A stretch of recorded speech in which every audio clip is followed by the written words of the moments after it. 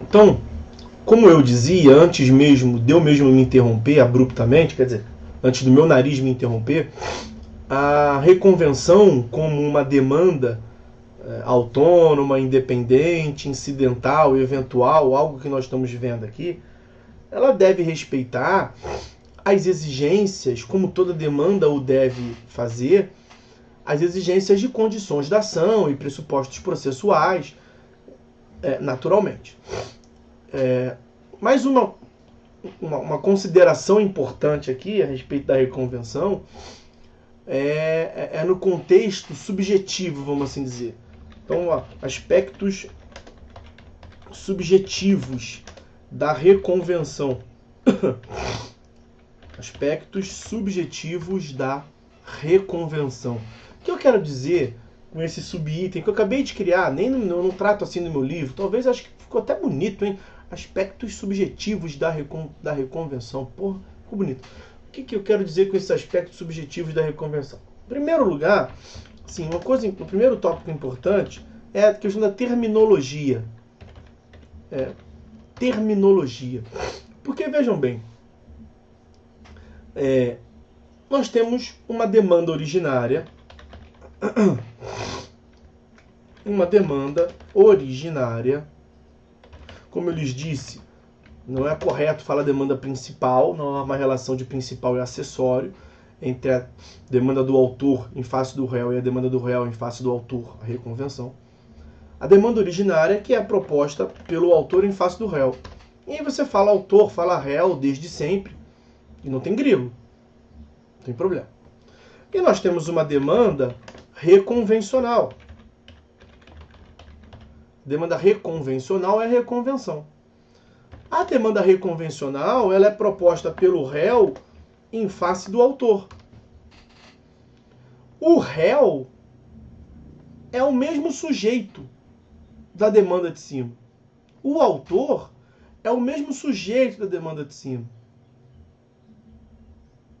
Então, veja, Carlos era o autor da demanda de cima. Carlos, no mesmo processo, vai ser autor e vai ser réu. Porque na demanda reconvencional, o réu está no lado esquerdo, que é o sujeito ativo, é o autor. E no sujeito passivo, do lado direito, o autor vira réu. Há uma inversão dos polos da demanda. O réu vira autor, o autor vira réu. Então nós teríamos um grande problema de cunho terminológico. Imagina o juiz despachando ao autor. Peraí, excelência, autor da onde? Qual autor? Porque os dois são autores.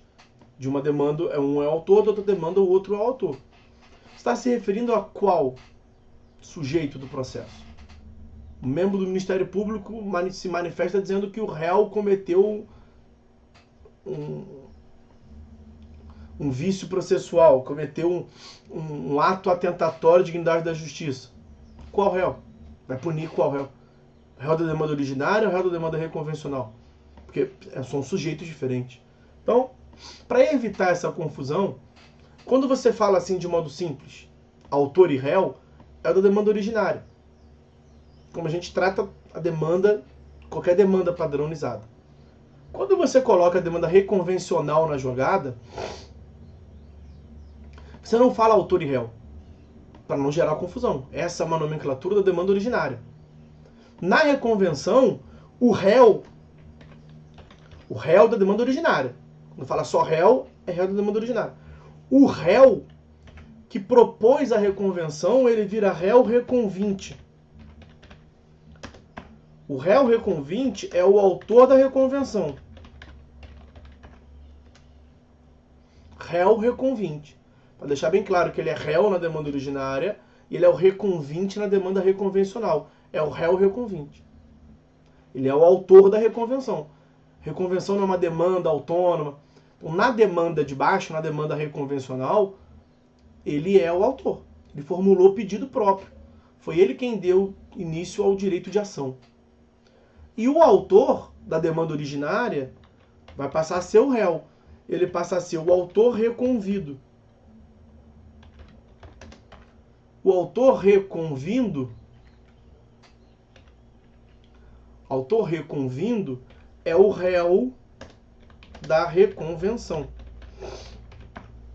Autor reconvindo, que é o réu, sujeito passivo da reconvenção. Então, ou você fala autor da reconvenção, ou você fala réu reconvinte. Ou você fala réu da reconvenção, ou você fala autor reconvindo.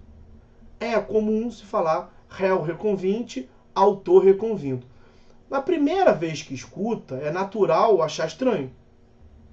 Mas a estranheza é porque a palavra fica estranha e porque é algo novo. Mas é muito melhor do que deixar a nomenclatura igual.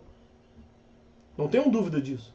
Que se fossem os dois autores, os dois réus, ia dar confusão.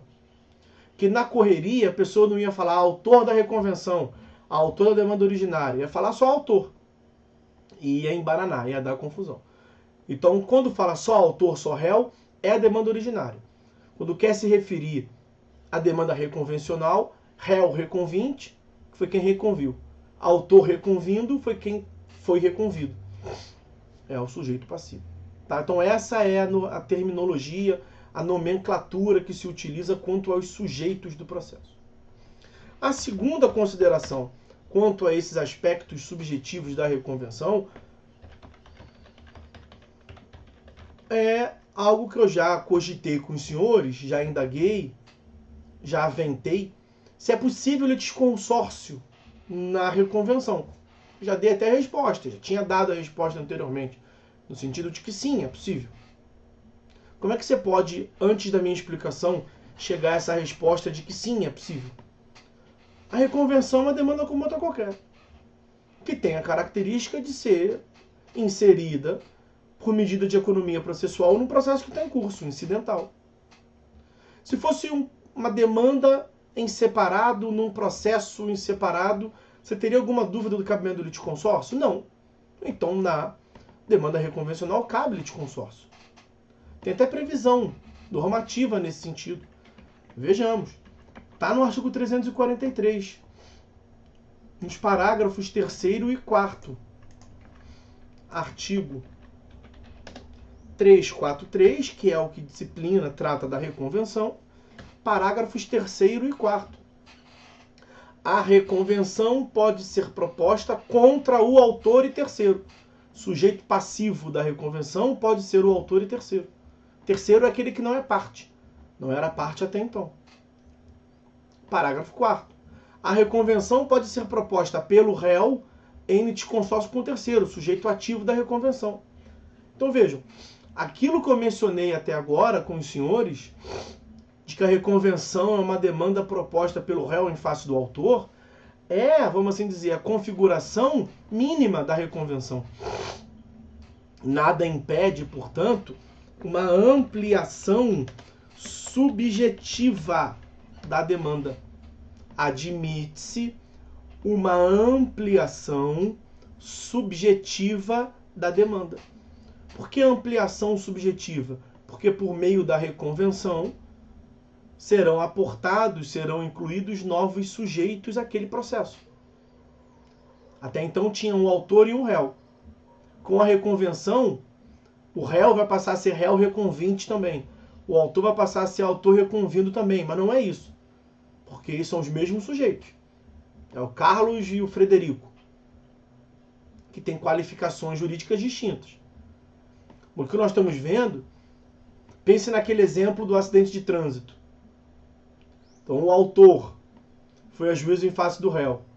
Na reconvenção, o réu fala assim, só tem o seguinte, excelência.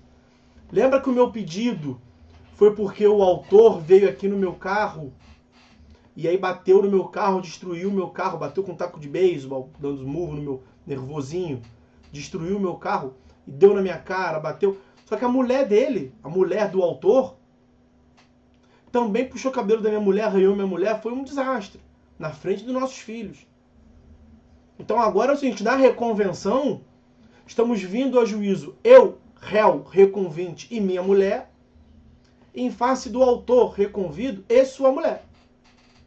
Litisconsórcio. Tanto no polo ativo quanto no polo passivo. Pode isso? O senhor já tem a resposta, pode. Porque a reconvenção é uma demanda como outra qualquer. que aproveita um processo que está em curso. E os parágrafos 3º e 4º permitem. Parágrafo 4º. A reconvenção pode ser proposta pelo réu